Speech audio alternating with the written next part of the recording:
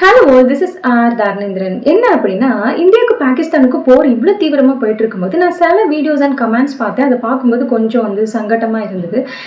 Pakistanis என்ன பண்ணியிருந்தாங்க அப்படின்னா, இந்தியன் ஃபிளாக்ஸை துப்புறது, மிதிக்கிறது, சப்பல் எடுத்து அடிக்கிறது, அதை கிழிச்சு வீசுறது, இந்த மாதிரி வீடியோஸ் ஷேர் பண்ணியிருந்தாங்க. அண்ட் அதே மாதிரி இந்தியன்ஸ் அதில் கமெண்ட்ஸ் எப்படி போட்டிருந்தாங்க அப்படின்னா, பிக்ஸ்லேருந்து வந்தவங்க தான் நீங்கள், வாங்கடா மோதி பார்ப்போம், ஒத்தை கொத்தை, அந்த மாதிரி எல்லாம் போடுறாங்க. இதை பார்த்து சிரிக்கிறதா இல்லை என்ன மனுஷங்கடா அப்படி நினச்சிக்கிறதானே எனக்கு தெரியல. பிகாஸ் ஒரு போர் அப்படிங்கிறது சாதாரணமான விஷயம் கிடையாது. நம்ம நினைக்கிற மாதிரி எவனோ ஒருத்தன் பார்டர்ல சண்டை போட்டுட்டு இருக்கா, நமக்கு அதுக்கு சம்பந்தம் இல்லை அப்படிங்கிறது கிடையாது. அதோட தாக்குதல், அதோட விளைவுகள் எப்படி இருக்கும் ஒரு நிமிஷம் நம்ம யோசிச்சு பார்த்துருக்கோமா? இல்ல. வேர்ல்ட் வார் 1 and 2 பீரியட்ல இருந்த எழுத்தாளர்களோட புக்ஸை நீங்க எடுத்து பார்த்தீங்கன்னா தெரியும். முதல் உலக போர் அண்ட் 2ஆம் உலக போர் டைம்ல இருந்த மக்களோட மனசு எந்த அளவுல பாதிக்கப்பட்டிருந்தது, அவங்க எந்த அளவுக்கு இருந்தாங்க, நேற்று உயிரோட இருந்தவங்க இன்னைக்கு இருக்க இந்த மாதிரி எல்லாம் யோசிச்சு பார்த்தீங்களா? ரொம்பவே மோசமானதுங்க இந்த போர் அப்படின்றது. முதல் அண்ட் 2ஆம் உலக போர் நடந்த பீரியட்ல உள்ள மக்களோட மனசு எப்படி இருந்ததுன்னு பாத்தீங்கன்னா, உங்களுக்கு இந்த போர் தேவையா அப்படிங்கிற ஒரு கொஸ்டின் இருக்கும். என்ன அப்படின்னா, ஷெல் ஷாக் அப்படிங்கிற ஒன்று கேள்விப்பட்டிருப்பீங்களா? அங்க எங்க திடீர்னு குண்டு வெடிக்கிற சத்தம், அங்க எங்க புகை, இது எல்லாத்தையும் பார்த்து பயந்து நடுங்கி வீட்டுக்குள்ளே இருப்பான். இன்னைக்கு நமக்கு அப்பா ஒரு ஹீரோ மாதிரி இருப்பாங்க. ஆனா போர் நடக்கிற டைம்ல நம்ம அப்பாவே பயந்து நடுங்கும் போது நமக்கு எப்படி இருக்கும்? அந்த மாதிரி ஒரு சிச்சுவேஷனை தாங்க இந்த போர் கொடுக்கும்.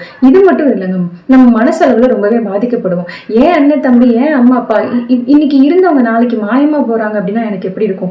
நல்லா இருந்த என்னோட வீடு திடீர்னு 2ஆ பிறந்திருக்குன்னா எனக்கு எப்படி இருக்கும்? என் பக்கத்து வீட்டுக்காரன் நேற்று சிரிச்சு பேசிட்டு இருந்தான், இன்னைக்கு அவனோட கை கால் இல்லைன்னா எனக்கு எப்படி இருக்கும்?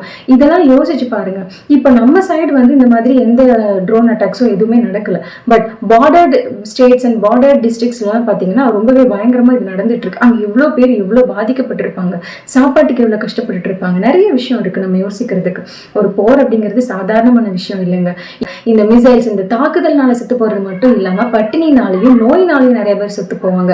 அந்த நோயையும் ட்ரீட் பண்றதுக்கு கூட நமக்கு பெருசா ஹாஸ்பிட்டல்ஸோ எதுவும் போக முடியாம, வெஹிக்கிள்ஸ் எதுவும் கிடைக்காம அங்கேயும் தில்லாடி ரொம்பவே கஷ்டப்பட்டு நம்ம ஒரு மோசமான சாவை பார்க்க வேண்டியிருக்கும். போர் அப்படிங்கிறது சாதாரணமான விஷயம் இல்லைங்க. போருக்கு யாரும் சப்போர்ட் பண்ண வேண்டாம். முடிஞ்ச அளவுக்கு நம்மளால பாகிஸ்தான் கிட்ட இருந்து வர்றதை டிஃபென்ஸ் மோட்லயே நம்ம இருக்கலாம். நம்ம திருப்பி சண்டைக்கு போக வேணாம் அப்படின்றது தான் என்னோடது. அண்ட் தயவு செஞ்சு யாரும் பாகிஸ்தானிஸ் அந்த சைட்ல இருந்து நம்ம கிட்ட எதுவும் வரப்போறது கிடையாது, எல்லாத்தையும் முடக்கிட்டாங்க. பட் இன்கேஸ் அந்த மாதிரி வீடியோஸ் எதுவும் ஷேர் ஆனா கூட நம்ம வன்மத்தை கக்க வேணாம், அதுல இருந்து கொஞ்சம் விலகி இருக்கலாம் அப்படின்னு நான் நினைக்கிறேன்.